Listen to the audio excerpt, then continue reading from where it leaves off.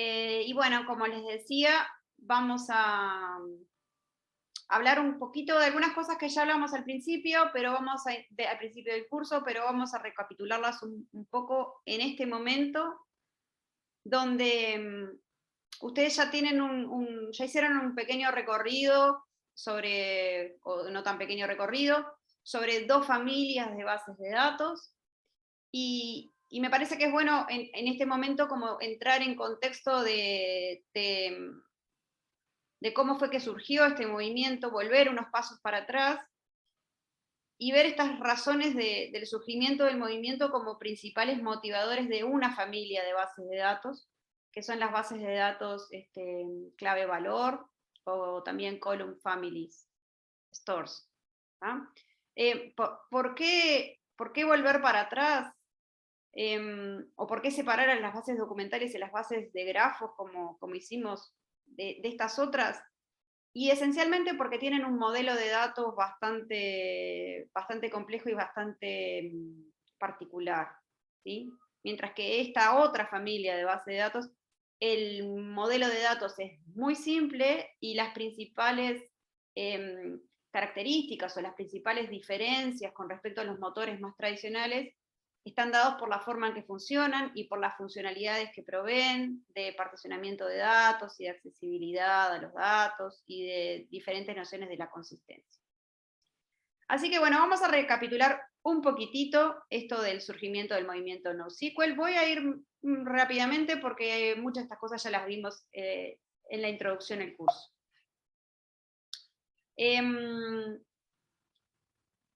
Recordemos que antes de que existieran este tipo de base de datos o estos nuevos paradigmas, estábamos en un mundo donde la arquitectura de las aplicaciones en la web 2.0 era bastante sencilla, con aplicaciones cliente-servidor, con páginas dinámicas, típicamente implementadas con PHP. Había otros stacks que no eran este stack LAMP. Este es el stack open source por excelencia, ¿sí? Con Linux como sistema operativo, Apache como application server, MySQL como motor relacional de persistencia y PHP como lenguaje de programación para estas páginas. Esto, como les decía, en la década del 2000 era muy popular, muy popular.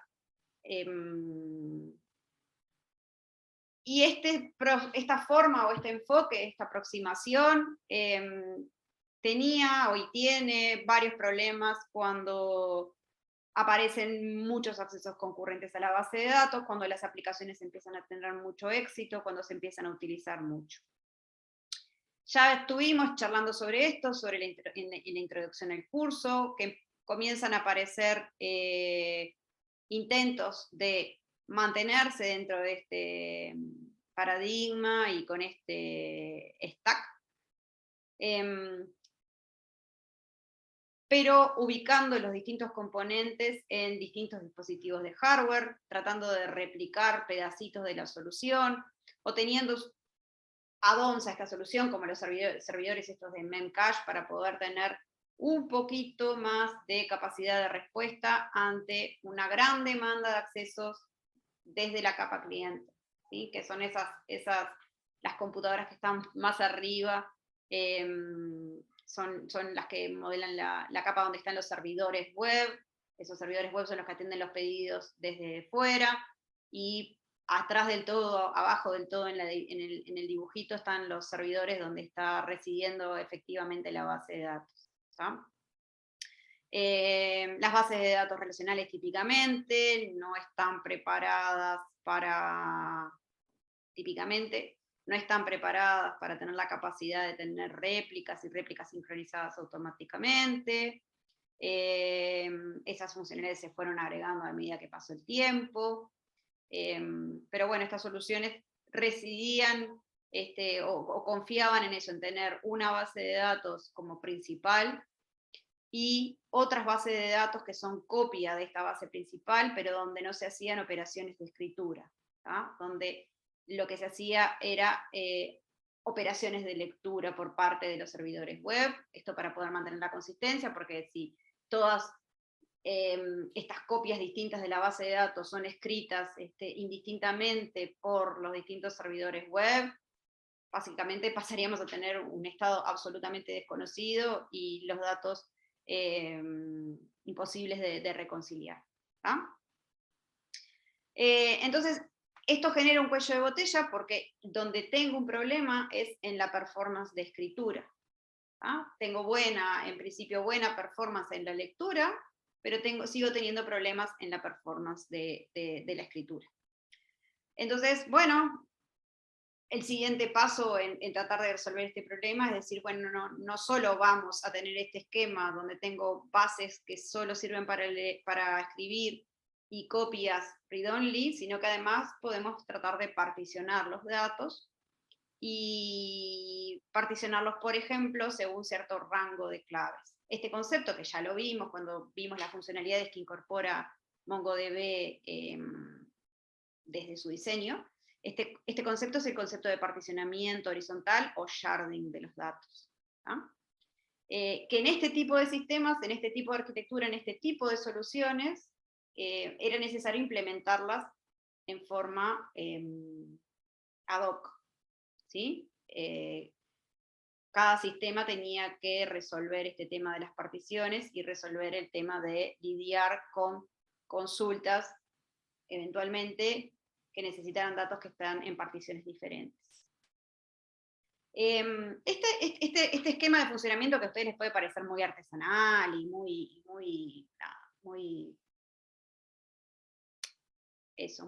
complejo de gestionar, era la forma que tenía de funcionamiento Facebook cerca del 2011. ¿Okay? Pero se dice que había cerca de 4.000 shards MySQL en la vuelta, más de 9.000 servidores Memcache distribuidos por todos lados, y una cantidad de operaciones de lectura y de escritura, y etcétera, monstruosos. Y bueno, básicamente este tipo de realidades son las que empujaron a la necesidad de decir, bueno, necesitamos otra cosa, necesitamos otra forma de gestionar esto.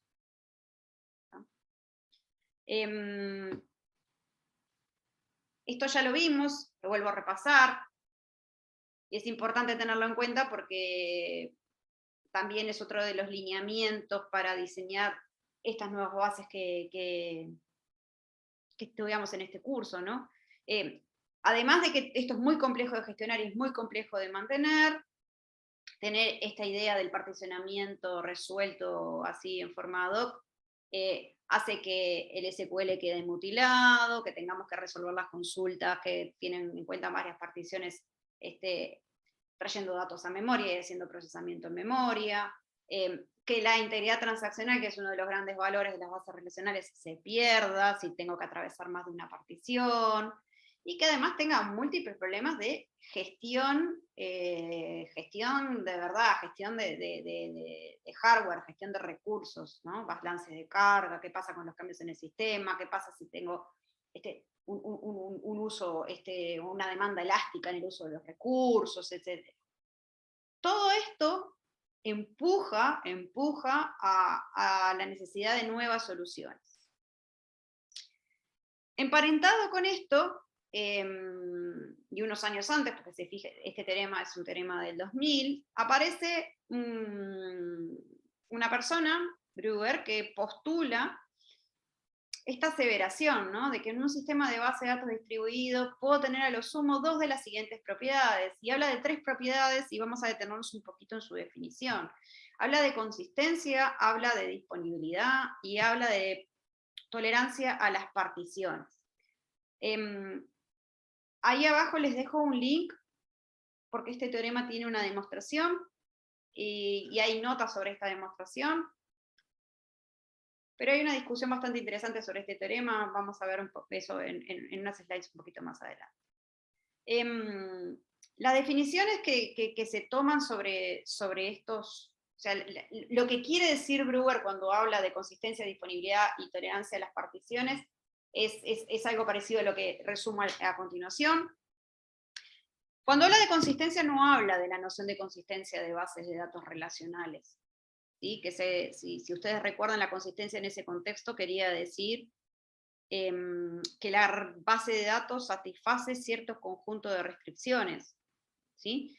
Y que en todo momento, en todo estado, la base de datos satisface esas restricciones y cualquier operación que yo haga sobre la base la va a mover de un estado consistente a otro, ¿sí?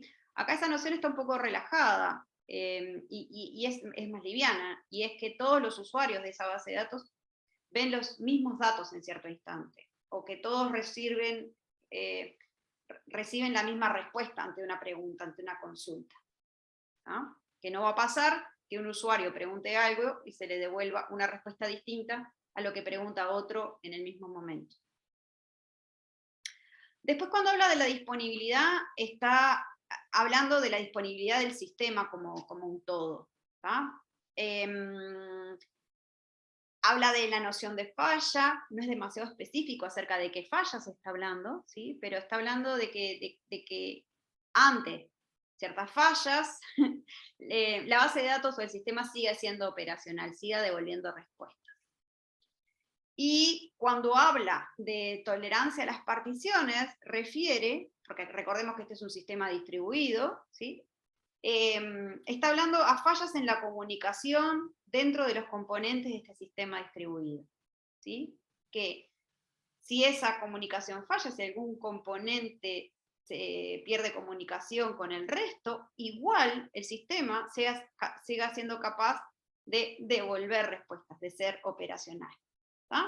Estos son los tres conceptos que están atrás de este teorema. Y lo que este teorema postula es que no es posible satisfacer los tres a la vez. Entonces, ya que no es posible satisfacer los tres a la vez, hay una cosa que es inevitable y es el último ítem, ¿sí? Es imposible hacer un sistema que garantice que nunca vaya a haber pérdida de las comunicaciones, por lo tanto, el sistema debe ser robusto ante las particiones, y por lo tanto, la última propiedad la queremos garantizar siempre. ¿Ah? Después, desde un punto de vista del servicio que se está ofreciendo, pensemos que estos sistemas generalmente son sistemas que están dando soporte a productos, ¿ah? Y a productos comerciales, entonces la disponibilidad del servicio tiene que estar garantizada, porque su no disponibilidad implica una pérdida monetaria, una pérdida comercial. Entonces el segundo ítem, que es la disponibilidad, también la queremos garantizar. Entonces, ¿qué es lo que podemos en principio sacrificar? Y bueno, lo que podríamos sacrificar sería la consistencia. Y atrás de este razonamiento y atrás de este teorema, surge un montón de gente que predica esta especie de credo y que postula y que da origen a toda una generación de bases de datos que tratan de hacer esto y tratan de garantizar la disponibilidad y garantizar que son tolerantes a las particiones, sacrificando la consistencia de las respuestas. Este dibujito es extraído del libro del curso. Es un diagrama de Venn donde se ven estas tres definiciones, estos tres conceptos, estos tres estados, si se quiere. En el centro tenemos ese lugar donde teóricamente no existe una solución posible, ¿sí? Y tenemos dos espacios que son los espacios que nos interesan. El espacio donde tenemos consistencia garantizada y siempre respondemos y estamos en un nivel que se conoce como consistencia estricta, ¿ah? Y ahí es donde viven los sistemas tradicionales de base de datos. Y después otro espacio de soluciones también interesante, que es aquel que es capaz de soportar o tolerar las particiones y que está siempre disponible, y es el espacio donde existen los llamados sistemas de consistencia eventual. ¿Tá? Y un ejemplar bastante característico de estos sistemas de consistencia eventual es la base de datos Dynamo, que es un producto que surge desde la empresa Amazon, y que es un exponente de esta familia de las key value store o de los column family stores. Este cómic a mí me parece que está lindo porque es, bueno, un poco cuando ya la moda del teorema CAP estaba un poquito, había pasado, ¿sí? Hubo ciertos años, esos 2012, 2013, 2014, donde parecía que, bueno, que el teorema CAP era una especie de verdad incuestionable.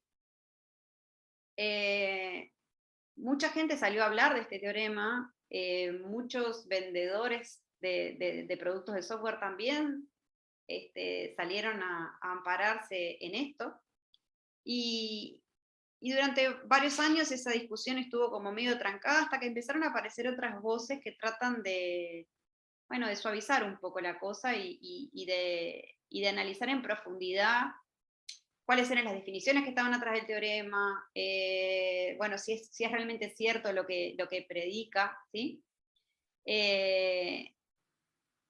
Y bueno, nada, este cómic lo resumo un poquito, ahí tienen el link a la crítica que acompaña al cómic, donde dice, el último cuadro es bastante interesante porque resume que, bueno, que el teorema CAP no nos permite razonar sobre muchos sistemas, ¿sí? Hay muchos sistemas de gestión de base de datos que tienen una estructura distribuida, etcétera, pero que este teorema no nos dice nada al respecto, ¿no?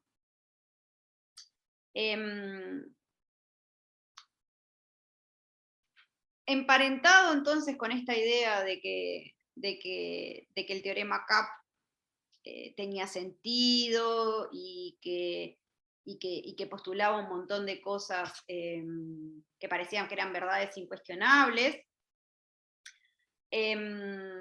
aparece esta nueva noción de consistencia eventual y aparece un intento de hacer una nueva definición de propiedades deseables de las transacciones en este nuevo contexto. Si recuerdan, en los sistemas tradicionales, estas características de las transacciones son las conocidas como propiedades ACID, ¿sí? Entonces hay un juego de palabra, ¿sí? ACID venía de atomicity, consistency, isolation y durability. Y hay un juego de palabras entre ácidos y bases, porque los ácidos y las bases son opuestos, si se acuerdan de química. Y si, bueno, se inventa esta sigla, Basically Available Soft State and Eventually Consistent Systems, que bueno, que trata de caracterizar esto de que no vamos a sacrificar la performance ni la disponibilidad por tener una base de datos estrictamente consistente todo el tiempo, ¿no? Lo que les decía, esta discusión sobre CAP tiene unos cuantos años. En particular, hay una persona que es muy crítica sobre el teorema y muy crítica sobre algunas de esas consecuencias, y le da casi un enfoque, yo les diría que filosófico, ¿no? De, bueno, muchas de las cosas que están dichas en el teorema CAP y que vienen a continuación del teorema CAP están impulsadas, según esta persona que se llama Daniel Abadí, están impulsadas en muchos casos por razones comerciales. Entonces él se encarga como de desarmarlas un poco, ¿no? Les recomiendo ese post que dice Problems with CAP and Yahoo's Little Known NoSQL System, y eso dio a continuación a un montón de otros posts de este mismo profesor, que son bien interesantes, ¿no? También la reflexión que hace Brewer sobre su propio teorema, que es del 2012, y bueno, y esta nota de crítica del teorema CAP, que es elaborada por Kleppmann, que también es interesante. Esto es a título como de casi que anecdótico, ¿no? O sea, cómo como algunas cosas que surgen como una voz autorizada y con una cosa así como la fuerza de decir esto es un teorema, como después a veces se le empieza a encontrar agujeritos y termina, bueno, diluyéndose un poquito. Creo que hoy en día casi nadie invoca al teorema CAP, pero hace unos años era prácticamente ineludible como referencia, ¿no? Bueno, me pasé una... No, está bien. Entonces, bueno, más allá de toda esta discusión casi filosófica acerca de qué pasó con este teorema, qué era lo que proponía este teorema, los primeros motores de base que podemos identificar como motores de base en NoSQL son los motores de tipo key-value y column family stores, y que tienen dos características principales, ¿tá? Por un lado, simular esta funcionalidad de los shards relacionales que veíamos al principio. Es un sistema distribuido, altamente distribuido, donde hay muchos nodos que son utilizados para implementar la base de datos. Los datos están distribuidos por clave de alguna manera dentro de este sistema. Y los datos también son accesibles por esta clave. Casi todas estas familias de soluciones relajan estas nociones de consistencia más estricta y definen niveles de consistencia variables que se pueden ajustar a las necesidades de la aplicación para poder garantizar mejores tiempos de respuesta, por ejemplo, sacrificando en cierto sentido la consistencia. Y hay muchos productos que caen adentro de esta familia. Los key value stores más clásicos o más simples quizás fueron los primeros, pero rápidamente fueron evolucionando en estos otros que se llaman column family stores, y Amazon Dynamo es un ejemplo paradigmático, como les decía hace un ratito, y Apache Cassandra es el hermano o la hermana open source de Dynamo. Entonces, bueno, vamos a ver algunos aspectos de este sistema, que a mí me parece que es muy, bueno, no solo a mí, es un sistema muy interesante, como ejemplo también de sistema distribuido, ¿no? El artículo donde se presenta este sistema es un artículo del 2007, es un artículo que está muy bien escrito, está el link, ahí tienen el nombre, creo que es cliqueable y el link está ahí, pero si no también en el EVA les dejé el artículo. Personalmente me parece que es un artículo que está buenísimo de leer porque es súper claro, está muy bien estructurado, es un lindo ejemplo de cómo presentar una idea original. ¿Ah? ¿Cuál era el problema original que se planteaba esta gente, o el problema original que pretendía resolver DynamoDB? Bueno, era resolver el almacenamiento de parejas clave-valor, donde la clave es una cadena de caracteres y donde el valor en principio es una cadena de caracteres, podría ser algo más, pues vemos. Sobre estas parejas clave-valor se querían ofrecer dos tipos de operaciones, o sea, no queremos hacer consultas complicadas, sino que lo que queremos hacer es get, o sea, recuperar, dado una clave, recuperar el valor asociado, y put, que lo que hace es almacenar una nueva pareja clave-valor. Y cuando queríamos hacer actualizaciones o modificaciones, lo que se quería hacer en el principio era hacer una actualización del valor por completo, o sea, sobreescribir todo lo que estaba en el valor, básicamente. Después, la evolución de estos productos fue relajando esto, pero en principio ese era el problema original. Ese problema original se quería resolver con una serie de restricciones y condiciones. ¿Ah? Primero, como les decía, uno de los postulados esenciales de estos sistemas es garantizar la alta disponibilidad. ¿Ah? Y además pensando que esto es el producto no sé si hasta ahora, pero durante muchos años fue el backend de Amazon, ¿tá? Y Amazon no se podía permitir perder dinero porque el sistema no respondiera y las personas no pudieran hacer compras, ¿tá? Entonces tenía que garantizar alta disponibilidad, tenía que tener tolerancia a particiones de la red por todas las razones que comentamos hace un rato, y por lo tanto tenía que tener la capacidad de soportar diferentes niveles de consistencia. Además, pensando que esta solución tenía que ser muy elástica, tenía que tener la capacidad de escalar horizontalmente, o sea, de que se pudieran agregar más máquinas a este sistema de base de datos de una forma relativamente sencilla. ¿Ah?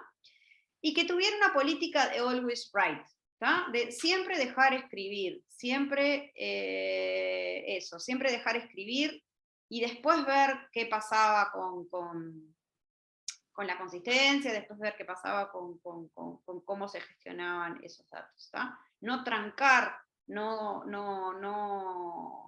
cortar el flujo de la operación, ¿sí? De la operación grande, por problemas de escritura.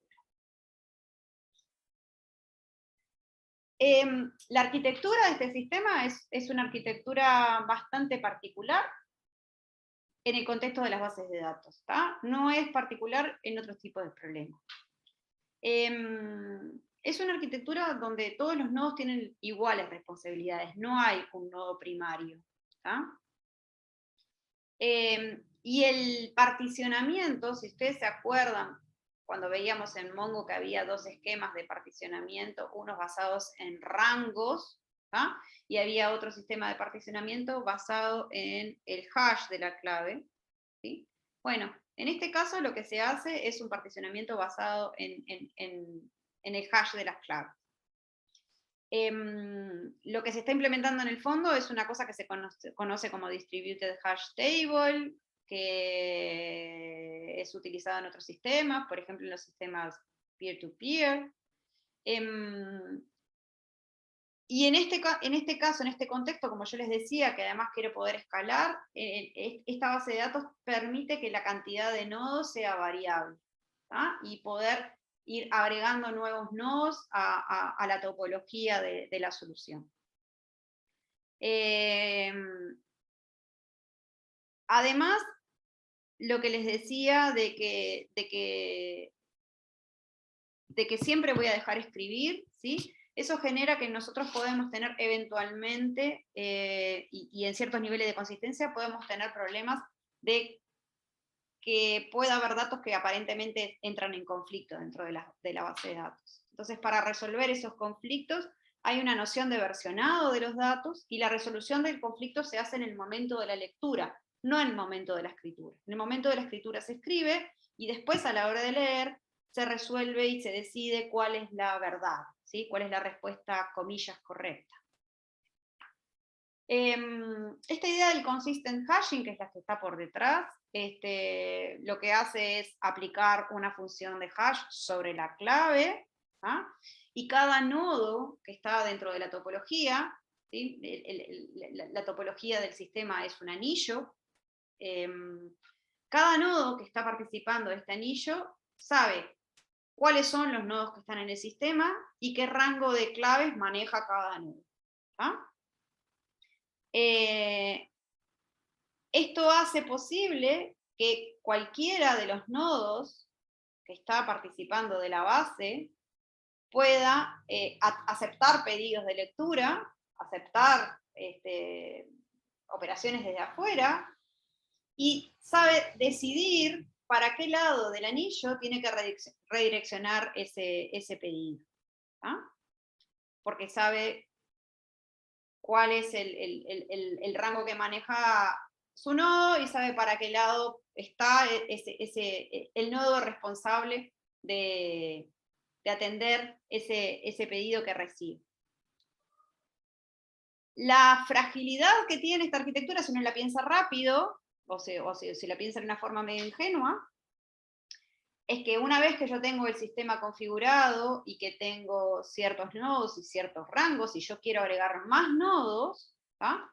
Tengo que redefinir los rangos, ¿tá? Y transmitir esta información de quién es el responsable de cada rango al resto del sistema, y además tengo que copiar datos a ese nodo nuevo que voy generando. ¿Sí? Acá tienen, por ejemplo, una idea de cómo sería agregar, o qué implicaría agregar un nuevo nodo intermedio, supónganse, dentro de la partición esa B, agregar un nuevo nodo y asignarle la mitad del rango que tenía el nodo B anterior. ¿tá? Entonces, para poder reducir un poco este costo, Amazon Dynamo, perdón, lo que introduce es un concepto que es el concepto de nodo virtual, que es, como quien dice, hace trampa, ¿no? Hace una partición más fina, ¿sí? en la cantidad de rangos, y lo que hace es agrupar varias de estos pedacitos dentro de los llamados nodos virtuales. Entonces, cuando agrega un nuevo nodo físico, en realidad lo que hace es mover para ahí pedazos de las particiones que ya tenía creadas al inicio. ¿no? Entonces, eso reduce el costo de mover los datos físicamente, no lógicamente. Esta es un detalle de la implementación que también es interesante, ¿no? Cómo a veces generar soluciones que combinan la distribución física de los datos con la distribución lógica de los datos es muy eficiente. Un aspecto interesante, y por eso venía todo el cuento, y por eso viene este cuento de las bases de datos eventualmente consistentes antes de charlar sobre esta base de datos, es el tema de cómo gestiona la consistencia variable Dynamo. La capacidad de gestionar la consistencia variable se basa en unos parámetros que uno puede fijar en la base de datos, donde uno indica cuál es la cantidad de réplicas que voy a tener de cada dato adentro de la base, y otros dos parámetros que les voy a mostrar a continuación. Entonces, por ejemplo, si uno tiene seteado que la cantidad de réplicas es 3, que es el valor por defecto que trae Dynamo, lo que pasa es que voy a tener 3 copias de ese dato, de ese registro, adentro de la base de datos, ubicadas en distintos nodos.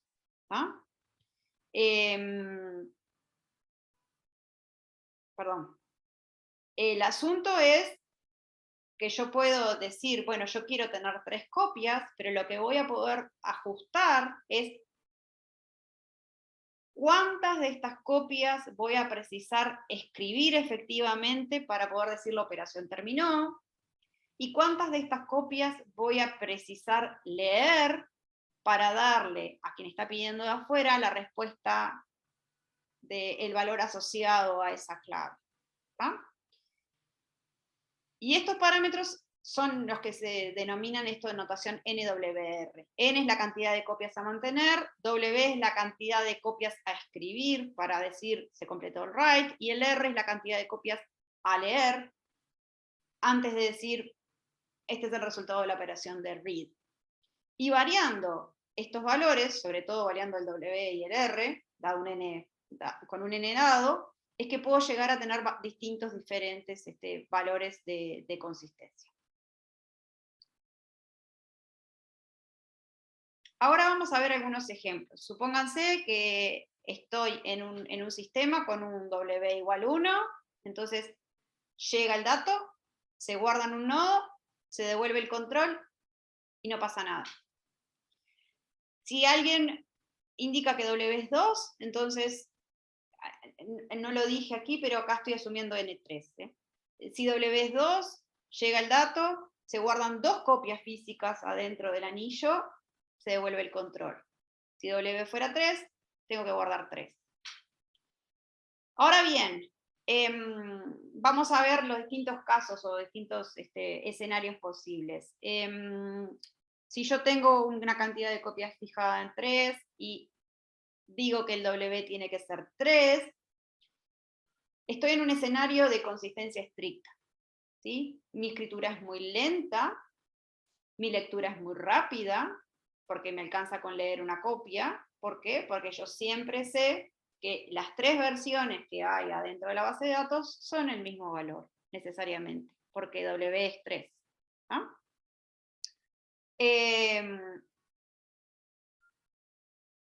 Si yo tengo un escenario donde W es 2, ahí, y R es 2, ahí puedo tener un nivel de escritura un poquitito más rápido que el anterior, ¿sí? Pero cuando hago la lectura tengo que leer por lo menos 2, ¿sí? Porque si no, podría caer justo en el caso donde leo aquella copia que es la más vieja, si tuviera R1, y no puedo darme cuenta que es la más vieja. Entonces, leyendo 2, yo me aseguro de que o bien son iguales, o bien son distintos, y voy a poder resolver cuál es el más reciente, cuál es el que tengo que efectivamente devolver. En el caso que está abajo a la izquierda, tengo un caso donde la escritura es súper rápida, ¿tá?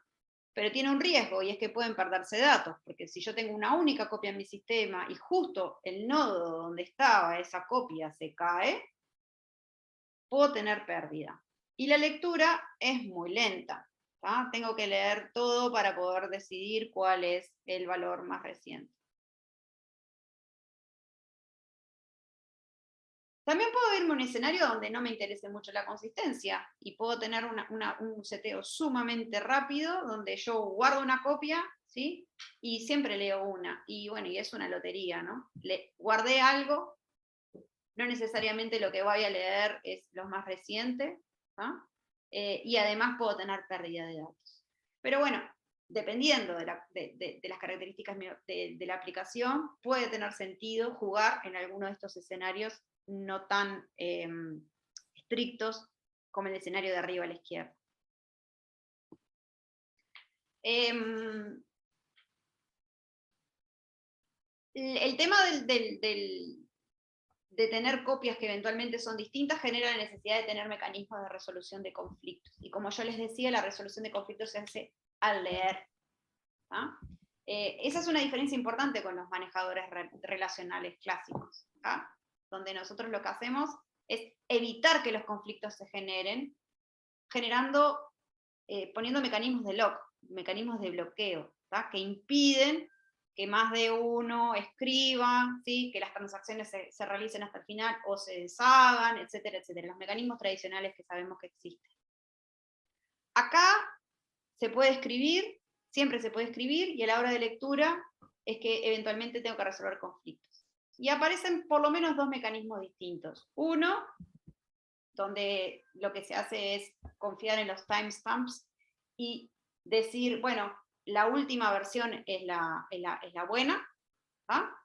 Y otro mecanismo que se conoce como vector clock, que lo que trata es de despegarse un poquito de los posibles problemas que puede tener el uso de timestamps y de tener relojes que eventualmente no estén sincronizados.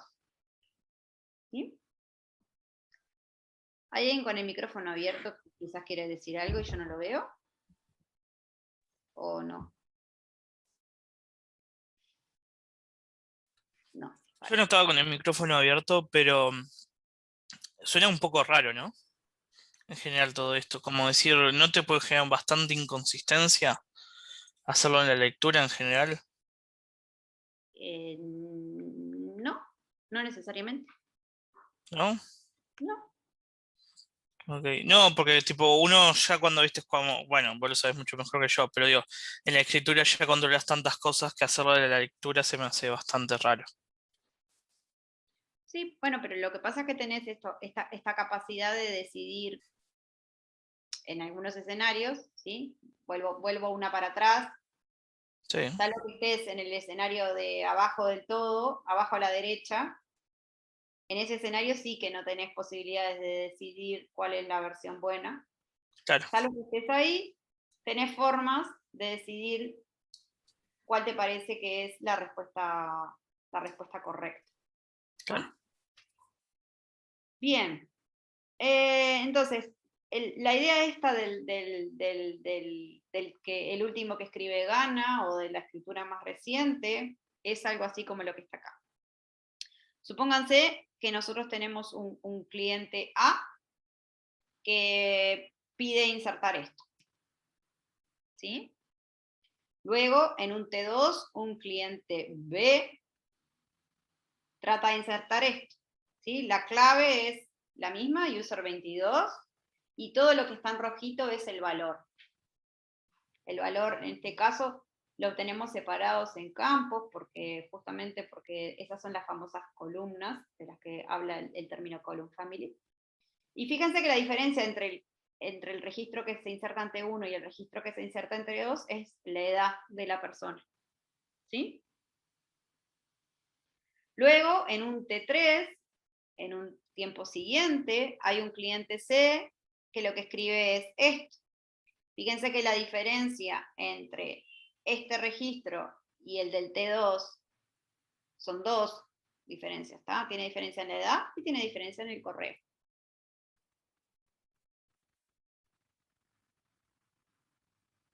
El asunto es que cuando viene el cliente C en el T3, sobrescribe todo el valor. ¿Ok?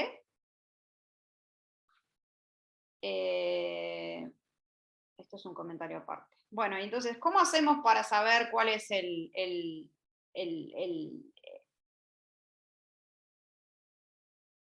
la verdad? ¿Sí? No tengo forma de saber la verdad, porque el cliente 1 había escrito aquello, ¿sí? El cliente B, me olvidé de decirles, el cliente B lo que hace es leer lo que había insertado el cliente A, hacer una modificación y escribe esa edad, ¿sí? Y el cliente C lo que está haciendo en un tiempo 3 es escribir un mail nuevo a partir del registro que había leído, escrito por el cliente A en T1. ¿Sí? Y entonces ahora voy a tener dos versiones en la base de datos, o potencialmente, la que escribe el cliente B, que tiene un cambio en la edad con respecto a lo del A, y la que escribe el cliente C, que lo que tiene es un cambio en el mail con lo que escribe el A. Si yo me quedo con quién es el último en escribir, me quedaría con el T3. ¿tá? Pero no es correcto decir que la verdad es lo que está en T3, porque estoy perdiendo lo que intentó hacer el cliente B en T2. No necesariamente quedarse con lo último escrito es lo correcto. De alguna manera uno tendría que lograr integrar estos dos registros. Entonces, para poder tener esta noción como de traza, ¿no? Hay una noción acá que se está perdiendo, es esta versión que está tratando de escribir el cliente B, de dónde venía, y esta versión que está tratando de escribir el cliente C, de dónde venía. Si los dos se dieran cuenta de que lo que hicieron fue una modificación a lo que había escrito el cliente A, estaríamos en otro escenario que nos permitiría decir, ojo que acá puedo tener un problema. Y esto es la idea que está atrás de los vector clocks, donde de alguna manera lo que estoy marcando es la cantidad de veces que ese nodo ya escribió ese dato. Entonces, volviendo al mismo ejemplo que teníamos antes, el cliente A es el que arranca todo esto, escribe un registro correspondiente al usuario 22. Cuando el cliente B va a hacer su inserción, dice, bueno, le hace un append al vector clock que ya tenía y dice, bueno, además del A, que lo escribí una vez, el B también lo va a escribir.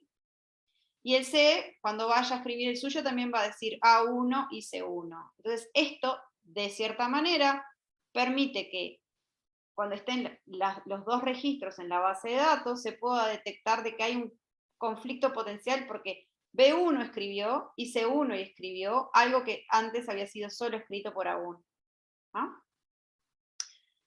Y ahí se abre todo otro panorama de cuáles pueden ser las estrategias para resolver este conflicto, porque habría que resolver quién gana de alguna manera, cuál de las dos de las dos edades es la adecuada, cuál de los dos mails es el adecuado.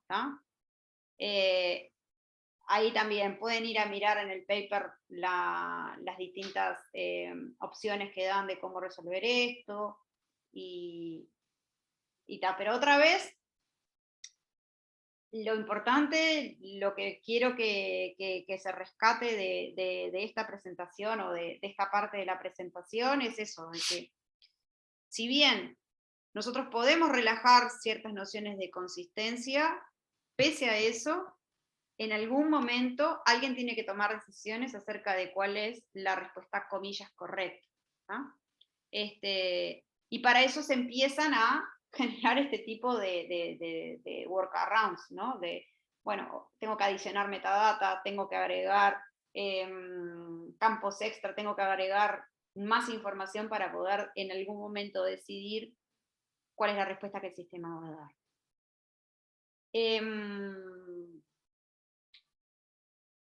Hasta ahora yo les estaba hablando de Dynamo, fue el primer producto así como caracterizado en esta familia, es un Key Value Store, hay un montón más.